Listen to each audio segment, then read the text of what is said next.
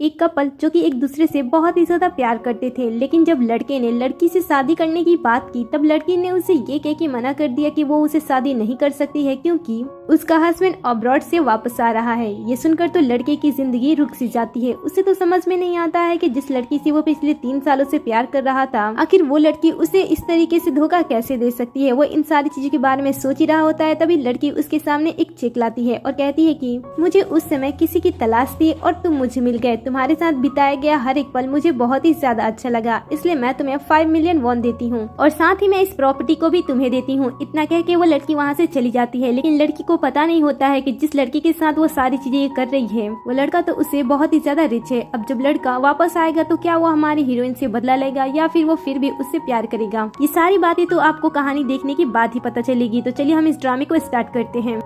ड्रामे की स्टार्टिंग होती है और हम जियांगशी को किंग को किस करते हुए देखते हैं। इसके बाद वो एक दूसरे के साथ रोमांटिक होते हैं और नाइट स्पेंड कर लेते हैं। अगले मॉर्निंग जब दोनों की आंखें खुलती है तब किंग जियांसी के साथ फिर से टाइम स्पेंड करने की बात करता है, लेकिन जियांसी उसे मना कर देती है और कहती है कि मैं बहुत ही ज्यादा थक चुकी हूँ। किंग कहता है कि ठीक है, लेकिन अब हमें शादी कर लेनी चाहिए। ये सुनकर जियांसी शादी करने से मना कर देती है और उसके हाथ में चेक देते हुए कहती है कि इसमें 5 मिलियन वॉन है जिसका यूज तुम कर सकते हो। मैं इसमें बहुत ही ज्यादा अकेली थी, इसलिए मैं तुम्हारा यूज कर रही थी, इसलिए मैं तुमसे शादी नहीं कर सकती हूँ क्योंकि मेरा हस्बैंड अब वापस आ रहा है। वैसे अगर तुम चाहो तो 5 मिलियन के साथ साथ इस घर को भी तुम रख सकते हो। इतना कहने के बाद जियांशी वहाँ से जाने लगती है। ये देखकर किंग को बहुत ही ज्यादा गुस्सा आता है कि किसी लड़की ने उसे डंप कर दिया जिसके पास किसी भी चीज की कमी नहीं है। वो गुस्से में अपने हाथ के ग्लास को फोड़ देता है। ये देखकर जियांशी पीछे पलट कर उसे देखती है और अपने पास्ट की बातों को याद करती है कि किस तरीके से वो उसके साथ मिली थी, उसने कितने अच्छे और रोमांटिक पल उसके साथ बिताए थे। ये सारी बातें सोचते हुए वो एयरपोर्ट पे अपने हस्बैंड को रिसीव करने के लिए आ जाती है। कुछ टाइम के बाद उसका हस्बैंड भी बाहर आता है, लेकिन वो अकेला नहीं होता है। उसके साथ एक लड़की होती है जिसका नाम चाओ येन होता है और ये लड़की कोई और नहीं बल्कि जियांसी की बेस्ट फ्रेंड हुआ करती थी। वो उन दोनों को साथ में देखती है और हमें अपने मैरिज लाइफ के बारे में बताती है, जहाँ भी हमें पता चलता है कि फैंग यांग को ये शादी बिल्कुल भी पसंद नहीं थी, लेकिन अपने ग्रैंडपा के कहने की वजह से उसने जियांसी से शादी की थी, क्योंकि अगर वो अपने ग्रैंडपा की बातें नहीं मानता तब उसके ग्रैंडपा उसके फैमिली बिजनेस से उसे बाहर निकाल देते। इसलिए उसने फैमिली प्रेशर में आकर जियांसी से शादी की थी और यही सारी बातें वो अपनी गर्लफ्रेंड साओयन को बताता है और कहता है कि मैं सिर्फ और सिर्फ तुमसे ही प्यार करता हूँ। इतना कहने के बाद वो उसके चेस्ट पे किस करने लगता है और इसके बाद उसके साथ रोमांटिक होने लगता है। लेकिन तभी कमरे में जियांसी आ जाती है और इन दोनों को साथ में देखकर वो शॉक्ड हो जाती है। उसे तो पता ही नहीं चलता है कि उसकी बेस्ट फ्रेंड कब उसके हस्बैंड के साथ इस रिश्ते में जुड़ चुकी। वो इस बात को लेकर उससे सवाल करती है, लेकिन फैंग यांग को तो इससे कोई भी फर्क नहीं पड़ता है। वो उसी टाइम उससे साफ साफ ये बात क्लियर कर देता है कि वो उससे प्यार नहीं करता है, वो अपनी गर्लफ्रेंड चाओ येन से ही प्यार करता है। इसलिए अगर वो चाहे तो किसी और लड़के के साथ टाइम स्पेंड कर सकती है, किसी को भी अपना बॉयफ्रेंड बना सकती है। इस बात से फैंग यांग को कोई भी प्रॉब्लम नहीं होगी। इसके बाद वो अपनी पढ़ाई का बहाना बनाते हुए अपनी गर्लफ्रेंड के साथ अब्रॉड चला जाता है ताकि वो उसके साथ टाइम स्पेंड कर सके। और अब फाइनली 3 साल के बाद फैंग यांग अपनी गर्लफ्रेंड के साथ वापस आया था और इस समय उसकी गर्लफ्रेंड प्रेग्नेंट थी। जब इसके बारे में जियांसी को पता चलता है तब वो उसके साथ अच्छे तरीके से बिहेव करती है और कहती है कि अब तुम्हारे परिवार में एक और सदस्य आ रहा है, इसलिए मुझे तुम्हारे परिवार से निकल जाना चाहिए। इतना कहते हुए वो उसके साथ डिवोर्स की बातें कह देती है और कहती है कि मुझे तुमसे डिवोर्स चाहिए क्योंकि अब तो तुम किसी और के साथ बहुत ही ज्यादा खुश हो, इसलिए मुझे इस रिश्ते से आजाद कर दो। अगले सीन में हम जियांसी और फैंग यांग को उन दोनों के परिवार के साथ देखते हैं। यहाँ पे ग्रैंडपा भी होते हैं जो कि दोनों को इनविटेशन देते हैं और कहते हैं कि ये चाइना की बहुत ही रिच फैमिली के घर का इनविटेशन है, तुम लोगों को वहाँ पे जाना होगा और हमारी कंपनी के साथ कोलैबोरेशन की बात करनी होगी ताकि इससे हमारी कंपनी को फायदा हो। अब जियांसी तो उस पार्टी में नहीं जाना चाहती थी क्योंकि वो फैंग यांग से डिवोर्स लेना चाहती थी, लेकिन जो फैंग यांग के ग्रैंडपा थे और उसकी मॉम थी वो जियांसी को बहुत ही ज्यादा पसंद करती थी। फैंग यांग के अलावा दोनों ही पर्सन जियांसी को बहुत ही ज्यादा पसंद करते थे और उन्हें बहुत ही ज्यादा सपोर्ट करते थे, इसलिए उनके प्यार के लिए जियांसी इस पार्टी में जाने के लिए रेडी हो जाती है। तभी फैंग यांग की मॉम जियांसी से बच्चों की बात करने लगती हैं और कहती हैं कि अब तो तुम्हारा हस्बैंड भी वापस आ गया है तो मैं चाहती हूँ कि तुम दोनों मुझे एक बच्चा दे दो। इसके बाद जब वो दोनों वहाँ से बाहर आते हैं तब फैंग यांग जियांसी से साफ साफ ये बात क्लियर कर देता है कि मैं तुम्हें बच्चा नहीं देने वाला हूँ। ये सुनकर जियांसी भी कह देती है कि मुझे भी तुमसे कोई बच्चा नहीं चाहिए। फिर वो अपने हस्बैंड को देखते हुए सोचती है कि मैंने इसे कभी किस भी नहीं किया है तो इसके साथ में बच्चे की प्लानिंग कैसे कर सकती हूँ, और वैसे भी मेरा फर्स्ट किस तो किंग के साथ हुआ था। इसके बाद वो किंग के बारे में सोचने लगती है और कहती है कि मैंने उसके साथ बहुत ही गलत किया है। पिछले 3 सालों से हम दोनों एक दूसरे के साथ थे, लेकिन अचानक मैंने उसे छोड़ दिया। इस बात को पता नहीं वो किस तरीके से ले रहा होगा। तभी किंग उसके पास कॉल करता है। जियांसी उसे कहती है कि इतनी जल्दी मेरी याद आ गई। किंग कहता है कि कहाँ हो तुम, मुझे तुम्हारी बहुत ही ज्यादा याद आ रही है। जियांगशी कहती है कि मैं तुम्हारे पास नहीं आ सकती हूँ क्योंकि मेरा हस्बैंड है ना, मुझे उसके साथ सोना है। ये सुनकर किंग गुस्सा हो जाता है और कहता है कि मैंने तुम्हें अलाउ नहीं किया है कि तुम किसी के भी साथ सो, तुम सिर्फ मेरी हो और तुम्हें मेरे साथ ही रहना है। जियांगशी कहती है कि लगता है कि मैंने ब्रेकअप के तौर पे तुम्हें कम पैसे दिए हैं, वैसे मैं तुम्हें और भी पैसे दे सकती हूँ, इसलिए तुम मुझे बार बार कॉल करके इस तरीके से परेशान मत करो। इसके बाद वो किंग को ऐसा बताने की कोशिश करती है कि वो आज रात अपने हस्बैंड के साथ नाइट स्पेंड करेगी, जो कि ये बात सुनकर तो वो बहुत ही ज्यादा गुस्सा हो जाता है। और फोन कट हो जाने के बाद वो कहता है कि जियांगशी तुम जानती नहीं हो कि मेरी रियल आइडेंटिटी क्या है, देखो मैं तुम्हें किस तरीके से अपने पास लाता हूँ। अगले सीन में हम जियांगशी को उसके हस्बैंड के साथ पार्टी में आते हुए देखते हैं, जहाँ पे ये दोनों जैसे यहाँ पे एंटर होते हैं, फेंग अपनी गर्लफ्रेंड को देख लेता है। उसे देखकर वो उसके पास आता है और पूछता है कि तुम यहाँ पे क्या कर रही हो, लेकिन शाओयन तो इन दोनों को साथ में देखकर काफी ज्यादा जेलस फील कर रही होती है और वो फेंग से कहने लगती है कि तुम इसके साथ क्या कर रहे हो। फेंग उसे समझाने की कोशिश करता है और कहता है कि मैं बस इसके साथ काम की वजह से यहाँ पे आया हूँ, लेकिन मुझे इसके साथ कोई भी इंटरेस्ट नहीं है, इसलिए तुम ज्यादा टेंशन बिल्कुल भी मत लो क्योंकि तुम प्रेग्नेंट हो। ये सुनकर शाओयन ड्रामा करने लगती है, जिस वजह से फेंग उसके क्लोज चला जाता है। ये देखकर जियांगशी उसे समझाने की कोशिश करती है और कहती है कि अभी इसके क्लोज जाना तुम्हारे लिए सही नहीं है, क्योंकि तुम्हें पता है ना कि हमें यहाँ पे ग्रैंडपा ने किस लिए भेजा है, हमें यहाँ पे एक काम पूरा करना है, इसलिए तुम्हें इसके साथ अभी नहीं होना चाहिए। अगर किसी ने तुम दोनों को यहाँ पे एक साथ देख लिया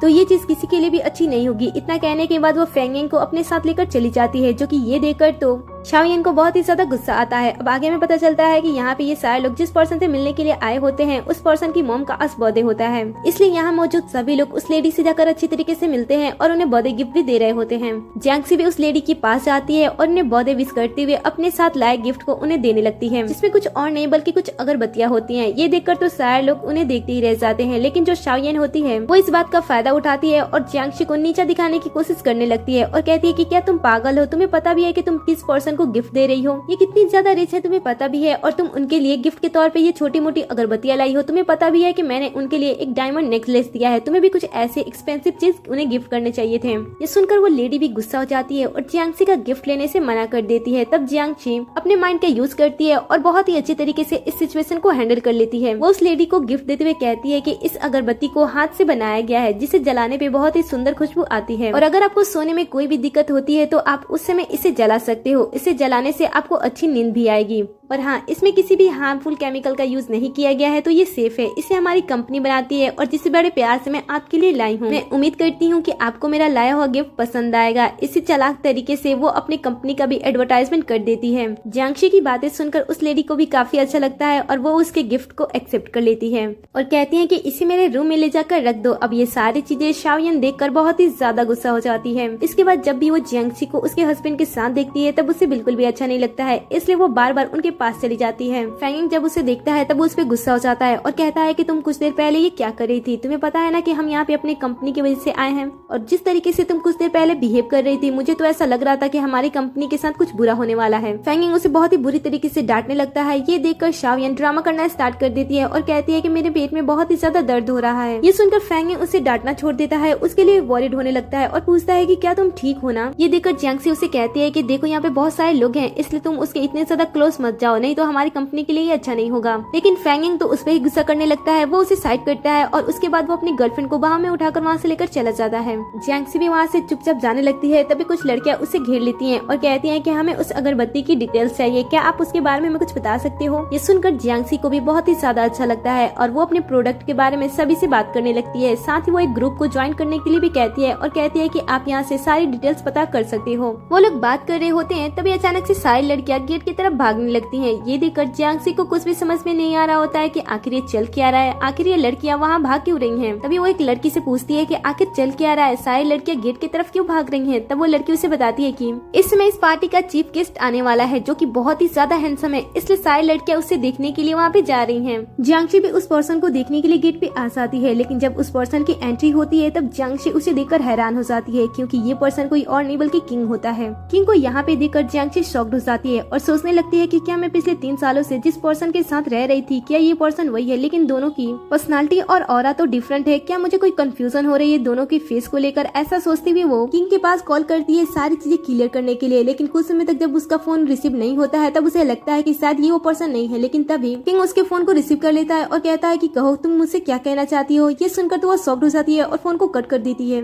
और फिर वो सोचने लगती है कि वो किंग से कैसे मिली थी। फ्लैशबैक में हम देखते हैं कि जब इसका हस्बैंड इसे छोड़ देता है और इसकी बेस्ट फ्रेंड के साथ अब्रॉड चला जाता है तब उसे इस बात का बहुत ही ज्यादा दुख होता है और वो इस बात को अपने फ्रेंड को बताते हुए काफी ज्यादा ड्रिंक कर लेती है। और जब वो यहाँ से जा रही होती है तभी वो किंग से टकरा जाती है और कहती है कि हैंडसम लड़के, मुझे तुम बहुत ही ज्यादा पसंद हो। इसके बाद वो उसके साथ नाइट स्पेंड कर लेती है और जब मॉर्निंग में उसका नशा उतरता है तब वो उस लड़के को यहाँ पे देखकर शॉक्ड हो जाती है और सोचती है कि मैं इतनी ज्यादा इनरिस्पॉन्सिबल कैसे हो सकती हूँ कि मैं अपना फर्स्ट नाइट किसी ऐसे पर्सन के साथ बिता दूं जिसे मैं जानती तक नहीं हूँ। फिर जियांग से सोचती है कि आखिर मेरा हस्बैंड जब मेरे बारे में नहीं सोचता है तो मैं उसके बारे में क्यों सोचूं। और वैसे भी उसे किंग फर्स्ट टाइम में ही पसंद आ गया था, इसलिए वो डिसाइड करती है कि अब से वो इसी के साथ रहेगी। और जैसे ही किंग की आंखें खुलती है जियांग से उसे कहती है कि मुझे तुम्हारे साथ नाइट स्पेंड करके बहुत ही अच्छा लगा। अब से मैं तुम्हारा ख्याल रखूंगी और तुम्हें मैं बहुत सारे पैसे भी दूंगी, तुम्हें सिर्फ और सिर्फ मेरा ध्यान रखना होगा। ये सुनकर किंग भी उसे कुछ नहीं कहता है क्योंकि उसे भी जियांगशी उसे पसंद आ गई थी, इसलिए उसने अपनी आइडेंटिटी के बारे में भी इसे कुछ नहीं बताया। प्रेजेंट में जब जियांगशी को सारी बातें एक एक करके याद आ रही होती हैं तब उसे काफी ज्यादा बुरा लगता है। वो समझ नहीं पाती है कि आखिर उसने इतने बड़े रिच पर्सन को अपने साथ रहने के लिए पैसे दिए थे और अब उसी से ही डील करने के लिए यहाँ पे आ गई है। ये सारी बातें सुनकर वो बहुत ही ज्यादा नर्वस हो रही होती है। तभी उसका हस्बैंड उसके पास आता है और कहता है कि तुम इतनी टेंशन में क्यों हो, क्या कोई बात है? अगर कोई बात है तो तुम मुझे बता सकती हो। जियांगशी उसे कुछ नहीं बताती है और कहती है कि नहीं, कुछ भी बात नहीं है। तब उसका हस्बैंड उसे कहता है कि जिस पर्सन से हमें डील करना है वो पर्सन आ चुका है, इसलिए चलो हम उससे बात करते हैं। अब जियांगशी तो किंग से मिलने के लिए नहीं जाना चाहती थी क्योंकि उसे पता था कि उसने उसके साथ कैसी हरकतें की हैं तो वो उसके साथ तो डील फाइनल करेगा ही नहीं। लेकिन वो फिर भी अपने हस्बैंड के साथ किंग से बात करने के लिए चली जाती है। यहाँ पे आने के बाद उसका हस्बैंड बिजनेस की बातें करने लगता है और वो बताता है कि हमारी कंपनी बहुत ही ज्यादा फेमस है और हम आपके कंपनी के साथ कोलैबोरेशन करना चाहते हैं। लेकिन किंग फेंगिंग को साफ साफ मना कर देता है और कहता है कि हम तुम्हारी कंपनी के साथ कोई भी कोलैबोरेशन नहीं करना चाहते हैं। हम किसी भी कंपनी के साथ कोलैबोरेशन कर लेंगे लेकिन तुम्हारी कंपनी के साथ नहीं। ये सुनकर फेंगिंग पूछता है कि आखिर इसके पीछे की वजह क्या है कि आप हमारी कंपनी के साथ कोलैबोरेशन नहीं करना चाहते हो। किंग कहता है कि तुम इसके बारे में अपनी वाइफ से बात करो। ये सुनकर फेंगिंग अपनी वाइफ से पूछता है कि तुमने इनके साथ क्या किया है जो ये हमारी कंपनी के साथ कोलैबोरेशन नहीं करना चाहते हैं। अब जियांगशी अपने हस्बैंड को क्या बताती कि वो इतने रिच पर्सन को अपने साथ रखने के लिए हर दिन का $1000 इसे दिया करती थी। वो झूठ बोलती है और कहती है कि 3 साल पहले गलती से मैंने इनकी कार का एक्सीडेंट कर दिया था और उस समय मैंने इन्हें $1000 भी दिए थे। ये सुनकर इसका हस्बैंड इस पे भड़क जाता है और कहता है कि तुम इतने रिच पर्सन के साथ इस तरीके से बिहेव कैसे कर सकती हो, इन्हें $1000 देना तो इनकी इंसल्ट होगी ना। ये सुनकर वो कहती है कि हाँ, मैं अपनी गलती के लिए शर्मिंदा हूँ, इसलिए मैं इनसे माफी मांगना चाहती हूँ। और ऐसा करने के बाद वो माफी के तौर पे ड्रिंक करती है। ये देखकर किंग उसके सामने आता है और कहता है कि सिर्फ एक ड्रिंक। इसके बाद वो कई सारे ड्रिंक्स को मंगाता है और कहता है कि अगर तुम इन सभी को पी जाती हो तो मैं तुम्हें माफ कर दूंगा। ये सुनकर जियांगशी ड्रिंक करना स्टार्ट कर देती है। सभी लोग जब जियांगशी को अकेले ड्रिंक करते हुए देखते हैं तब वो उसके हस्बैंड के बारे में बात करना स्टार्ट कर देते हैं और कहते हैं कि देखो कैसा हस्बैंड है, अपनी वाइफ को सपोर्ट भी नहीं कर रहा है। ये सुनकर फेंगिंग को ना चाहते हुए भी ड्रिंक करना पड़ता है और वो ड्रिंक करने लगता है। लेकिन लास्ट 2 ड्रिंक पे आते आते उसकी कंडीशन खराब हो जाती है और वो लास्ट 2 ड्रिंक को नहीं पी पाता है, इसलिए जियांगशी उस ड्रिंक को पी लेती है। इसके बाद किंग बिना कुछ कहे वहाँ से चला जाता है। ये देखकर फेंगिंग बहुत ही ज्यादा गुस्सा हो जाता है और अपनी वाइफ को बातें सुनाते हुए वहाँ से चला जाता है। जियांगशी भी यहाँ से चुपचाप जा रही होती है तभी वो एक लड़की से टकरा जाती है और उसके हाथ का सारा ड्रिंक इसके ड्रेस पे गिर जाता है।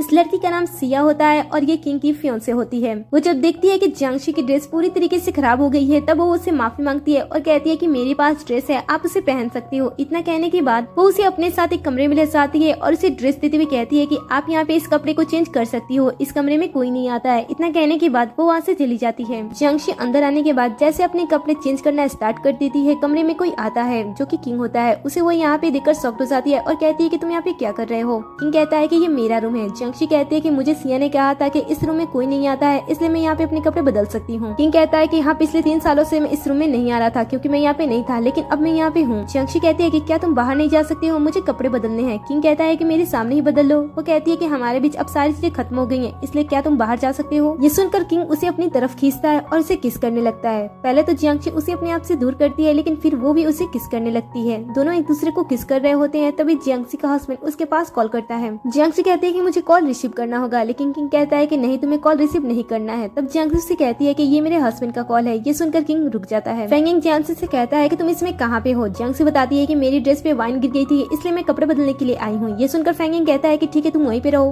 क्योंकि मुझे घर जाना है, इसलिए मैं साओयन के साथ घर पे जा रहा हूँ और तुम्हें जब आना होगा तब टैक्सी लेकर चली आना। इसके बाद वो फोन को कट कर देता है। किंग जियांगशी से उसे अपने साथ रहने के लिए कहता है और कहता है कि मैं तुमसे बहुत ही ज्यादा प्यार करता हूँ, इसलिए क्या तुम मेरे साथ नहीं रह सकती हो। ये सुनकर जियांगशी मना कर देती है और कहती है कि तुम्हें पता है ना कि मैं शादीशुदा हूँ, मेरा हस्बैंड मुझे चीट कर रहा था, इसलिए उसे जलाने के लिए मैं भी उसे चीट कर रही थी। पिछले 3 सालों से जिस तरीके से मैं तुम्हारे साथ थी मुझे बहुत ही ज्यादा अच्छा लगा, तुमने मुझे बहुत ही ज्यादा खुश किया है, लेकिन अब मेरा हस्बैंड आ गया है, इसलिए मुझे तुम्हारी जरूरत नहीं है। ये सुनकर तो किंग को ऐसा लगता है कि उसे यूज किया गया है, इसलिए वो उसे कहता है कि तुम्हें क्या लगता है कि तुम जैसी लड़की मेरा यूज कर सकती है? तुमने मुझे नहीं बल्कि मैंने तुम्हें यूज किया है और मैं तुम्हें अपना बना करूंगा, चाहे तुम कितनी भी कोशिश क्यों ना कर लो, तुम्हें मेरे पास ही आना होगा। इतना कहने के बाद वो वहाँ से चला जाता है। आगे हमें अगले दिन का सीन दिखाया जाता है जहाँ पे ग्रैंडपा इन दोनों से बातें करते हैं और पूछते हैं कि कोलैबोरेशन का क्या हुआ। ये सुनकर फैंग यांग गुस्से में कहता है कि आपकी ये जो बेटी है ना, जिसपे आप बहुत ही ज्यादा भरोसा करते हो ना, इसी की वजह से ये कॉन्ट्रैक्ट नहीं हुआ। इसने 3 साल पहले उसके कार का एक्सीडेंट कर दिया था, जिस वजह से वो हमारे साथ कोलैबोरेशन नहीं करना चाहता है। ये सुनकर ग्रैंडपा जियांगशी की तरफ देखते हैं और कहते हैं कि कोई बात नहीं है बेटा, तुम खाना खाओ। अपने ग्रैंडपा का ये बिहेवियर देखकर फैंग यांग को बहुत ही ज्यादा गुस्सा आता है और वो कहता है कि आप हमेशा इसकी साइड क्यों लेते रहते हो। ये सुनकर जियांगशी ग्रैंडपा की तरफ देखती है और कहती है कि ग्रैंडपा आप चिंता बिल्कुल भी मत करो, मुझे आप सिर्फ 1 दिन का टाइम दो, मैं सारी चीजें ठीक कर दूंगी।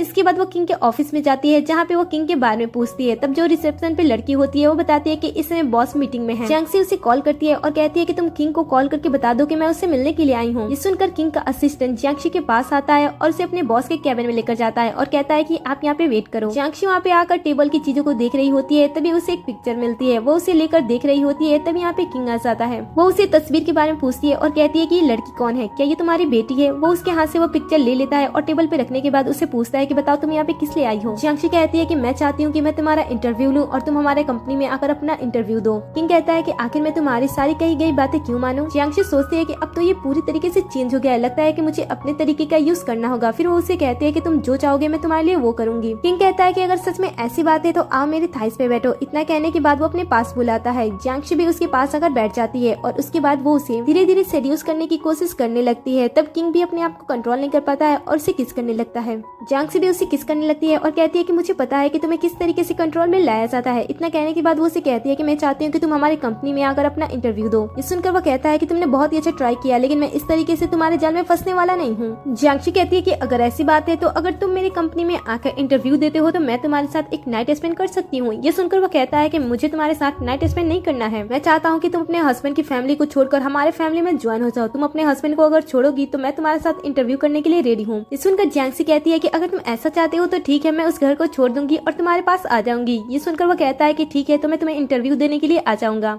फिर जियांगशी के चले जाने के बाद वो उसी फोटो फ्रेम को देखने लगता है और कहता है कि लोग बड़े होने के बाद कितनी ज्यादा बदल जाते हैं, आखिर वो अपने आप को भी पहचान नहीं पाते हैं। अगले सीन में हम फैंग यांग को देखते हैं। जब उसे पता चलता है कि किंग ने उसकी कंपनी में आकर अपना इंटरव्यू देने के लिए हाँ कर दिया है, तब वो बहुत ही ज्यादा खुश होता है। लेकिन वो अचानक से इस बात को भी सोचने लगता है कि जो पर्सन कल तक हमारी कंपनी में आकर इंटरव्यू नहीं देना चाहता था, वो एक ही दिन में मान कैसे गया? क्या उन दोनों के बीच में कोई रिलेशन है? ऐसे ही फैंग यांग को उन दोनों पे शक होने लगता है। दूसरी साइड हम किंग को देखते हैं जो कि जियांगशी के साथ टाइम स्पेंड करने के लिए बहुत ही ज्यादा खुश होता है और सावर रहा होता है। इधर जियांगशी भी अपने ड्रेस को फाइनल कर रही होती है। तभी किंग उसके पास कॉल करता है और पूछता है कि तुम कब आओगी। जियांगशी कहती है कि मुझे कहाँ पे आना है। ये सुनकर किंग कहता है कि तुम्हें पता नहीं है कि विला पे आना है, तुमने कहा था कि तुम मेरे साथ रहोगी। जियांगशी कहती है कि हाँ मुझे वो बात याद है, लेकिन मुझे आज कहाँ पे आना है। ये सुनकर किंग कहता है कि तुमने कहा था कि तुम मेरे साथ नाइट स्पेंड करोगी। जियांगशी कहती है कि हाँ मैंने तुमसे वादा किया था, लेकिन मैंने तुमसे ये नहीं कहा था कि मैं तुमसे कल मिलने के लिए आऊंगी। अगर तुम्हें मुझसे मिलना है तो तुम मेरा इंतजार करो, 5 साल बाद तो मैं तुमसे मिलने के लिए जरूर आ जाऊंगी। इतना कहने के बाद वो फोन को कट कर देती है। ये देखकर तो किंग को बहुत ही ज्यादा गुस्सा आता है कि जियांगशी ने फिर से उसे डंप कर दिया, इसलिए वो बेड पे सो जाता है।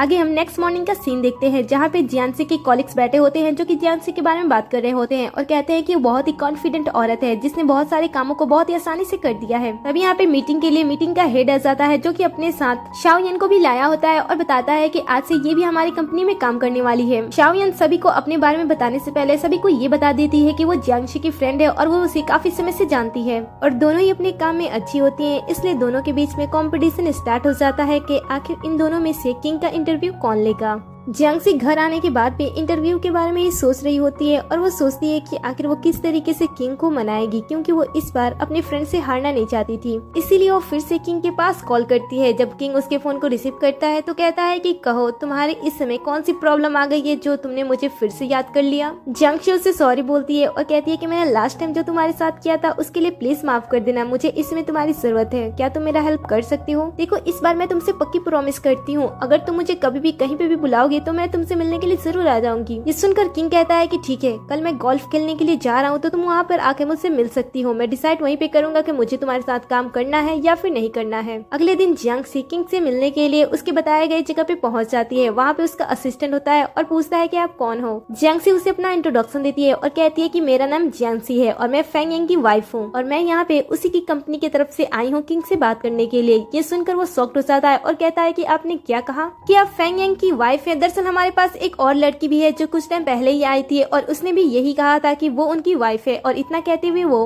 पास खड़ी एक लड़की की तरफ इशारा करता है। जब जियांगसी उस लड़की को देखती है तब वो शॉक्ड हो जाती है क्योंकि ये तो शाओयन होती है। वो उससे बात करती है और कहती है कि तुम यहाँ पे किस लिए आई हो जब मैं काम के लिए यहाँ पे आई हूँ। तो असिस्टेंट पूछता है कि आखिर आप दोनों में से रियल वाइफ कौन है। जो असली वाइफ है वो हमारे साथ काम करने के लिए आ सकती है, लेकिन जो दूसरी है उन्हें यहाँ से जाना होगा। लेकिन ये बात सुनकर तो दोनों ही कहने लगती हैं कि मैं रियल वाइफ हूँ, मैं रियल वाइफ हूँ। तभी यहाँ पे किंग की एंट्री हो जाती है और कहता है कि यहाँ पे तमाशा क्या हो रहा है। असिस्टेंट सारी चीजों के बारे में किंग को बताता है। तब वो कहता है कि इसमें इतना ज्यादा सोचने की क्या बात है, इन दोनों के हस्बैंड के पास ही तुम कॉल लगा लो और डायरेक्ट उससे बात कर लो कि इनमें से उसकी वाइफ कौन है। असिस्टेंट करता भी ऐसा है, वो डायरेक्ट कॉल लगा देता है और दोनों में से पूछता है कि उसकी वाइफ कौन है। तब वो शाओयन को अपनी वाइफ बताता है जिससे जियांगसी को पता चल जाता है कि ये दोनों साथ में मिलकर उसके साथ ये सारी चीजें कर रहे हैं। अब असिस्टेंट जियांगसी को वहाँ से चले जाने के लिए कहता है। तब जियांगसी कहती है कि मैं यहाँ से नहीं जाने वाली हूँ। असिस्टेंट उसे बताता है कि मेंबरशिप वाले लोग यहाँ पे रह सकते हैं और आपके पास यहाँ पे रहने का कोई भी रीजन नहीं है, तो आपको यहाँ से चुपचाप चले जाना चाहिए। ये सुनकर वो उसे अपना ब्लैक गोल्डन कार्ड दिखाती है और कहती है कि अब मुझे यहाँ से कोई भी नहीं निकाल सकता है। उसके कार्ड को देखकर तो सारे लोग शॉक्ड हो जाते हैं क्योंकि ये जो कार्ड होता है वो वर्ल्ड वाइड सिर्फ कुछ लोगों के पास होता है, क्योंकि ये कार्ड VVIP कार्ड होता है जिसे देखकर सारे लोग शॉक्ड हो जाते हैं और किसी की भी हिम्मत नहीं होती है उसे यहाँ से निकालने की।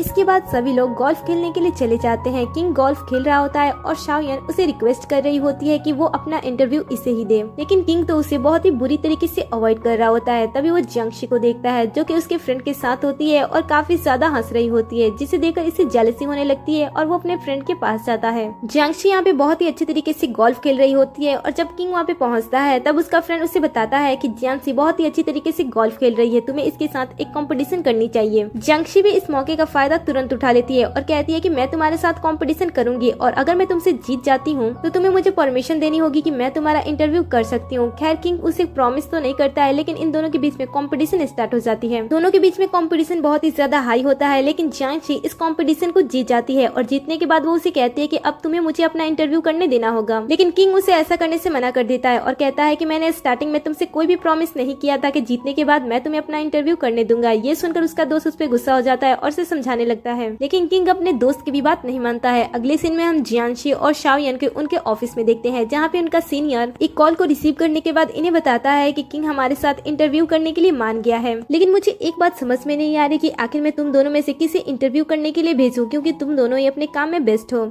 ये सुनकर शाओयन मौके का फायदा उठा लेती है और कहती है कि मेरी वजह से ही वो इंटरव्यू देने के लिए यहाँ पे आ रहे हैं, तो अच्छी बात यही होगी कि मुझे ही उनका इंटरव्यू लेना चाहिए। ये सुनकर उनका सीनियर कहता है कि ठीक है, अगर ऐसी बात है तो तुम्हें उनका इंटरव्यू लेना। इतना कहने के बाद वो चला जाता है। सारी कॉलीग्स बहुत ही ज्यादा खुश होती हैं और शाओयन को कांग्रेस कर रही होती हैं कि वो इतने ज्यादा फेमस पर्सन का इंटरव्यू लेने वाली है। फिर वो इसी बात के लिए उससे ट्रीट मांगती हैं। शाओयन जियांगसी के सामने शो ऑफ करते हुए कहती है कि ठीक है, मैं तुम सभी को ट्रीट पे ले जाऊंगी। इसके बाद वो जियांगसी को भी अपने साथ जाने के लिए कहती है। तब जियांगसी कहती है कि हाँ क्यों नहीं, मैं भी तुम्हारे साथ चलूंगी। आगे हम रेस्टोरेंट का सीन देखते हैं, जहाँ पे सभी लोग बहुत ही ज्यादा खुश होते हैं और सभी लोग जियांगसी को यहाँ पे ऑर्डर करने के लिए कहते हैं। जियांगसी भी इस बार शाओयन को परेशान करते हुए यहाँ की सबसे ज्यादा एक्सपेंसिव जो चीजें होती हैं वही ऑर्डर कर देती है। जब यहाँ पे ऑर्डर आता है तब वो बहुत ही ज्यादा एक्सपेंसिव हो जाता है और जियांगसी को तो पता होता है कि शाओयन के पास इतने सारे पैसे नहीं होंगे, इसलिए वो मजे से आराम से बैठी होती है। जब शाओयन को इसके बारे में पता चलता है तब वो पैसों के लिए फेंग यांग के पास कॉल करती है और बताती है कि वो अपने कॉलिग्स को लेकर खाने पे आई थी, लेकिन उसके पास इतने सारे पैसे नहीं है। ये सुनकर फेंग यांग उस पर गुस्सा हो जाता है और कहता है कि आखिर तुम सेलिब्रेशन के तौर पे उन्हें ऐसा क्या खिला रही हो जो तुम्हारा बिल इतना ज्यादा हाई हो गया है। ये कहते हुए वो उसे डांटने लगता है।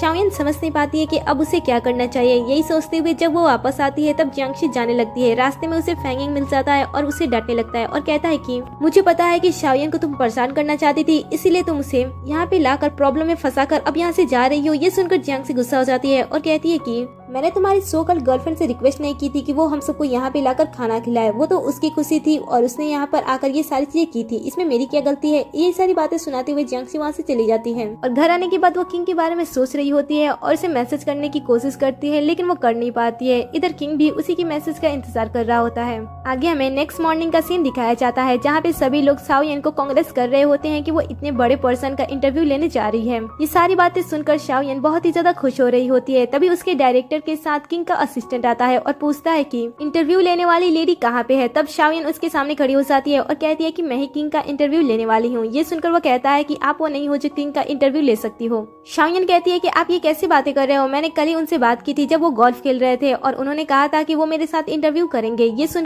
ये सुनकर असिस्टेंट कहता है कि लगता है कि आपको कोई गलतफहमी हुई है, आपकी वजह से किंग ने यहाँ पे इंटरव्यू देने के लिए नहीं कहा है। वो तो जियांगशी थी जिन्होंने किंग के साथ कंपटीशन किया था और जियांगशी के जीत जाने के बाद किंग प्रॉमिस के तौर पे यहाँ पे इंटरव्यू देने के लिए आ रहे हैं और अगर वो इंटरव्यू नहीं लेती हैं तो ये इंटरव्यू नहीं हो सकता है, क्योंकि मुझे किंग ने साफ साफ ये कह दिया था कि जब जियांगशी उसका इंटरव्यू लेगी तभी वो इंटरव्यू देने के लिए यहाँ पे आएगा और बाकी उसके अलावा अगर कोई भी आता है तो वो इंटरव्यू को कैंसिल कर देगा। ये सुनकर तो डायरेक्टर बहुत ही ज्यादा गुस्सा हो जाता है और शाओयन पे बहुत ही ज्यादा गुस्सा करता है। इसके बाद वो जियांगशी के पास कॉल करता है और उसे तुरंत वहाँ पे बुलाता है। कुछ टाइम के बाद जियांगशी वहाँ पे रेडी होकर आ जाती है और सभी चीजों को अच्छी तरीके से हैंडल करने लगती है। तभी शाओयन उसे अपनी गलती के लिए माफी मांगती है और कहती है कि मुझे माफ कर देना, यहाँ पे कोई मिसअंडरस्टैंडिंग हो गई थी। ये सुनकर जियांगशी उसे माफ कर देती है, लेकिन शाओयन की जो फ्रेंड होती है वो जियांगशी पे बहुत ही ज्यादा गुस्सा हो जाती है। थोड़ी देर बाद जियांगशी अपना इंटरव्यू स्टार्ट कर देती है। वो किंग से कई सारे क्वेश्चन करने लगती है। किंग भी उसके सारे क्वेश्चन का आंसर बहुत ही अच्छी तरीके से दे रहा होता है, लेकिन वो कई बार इनडायरेक्टली जियांगशी के बारे में बात करना स्टार्ट कर देता है, जिस वजह से जियांगशी थोड़ी अनकंफर्टेबल हो रही होती है और उसे सारी बातें समझ भी आ रही होती है।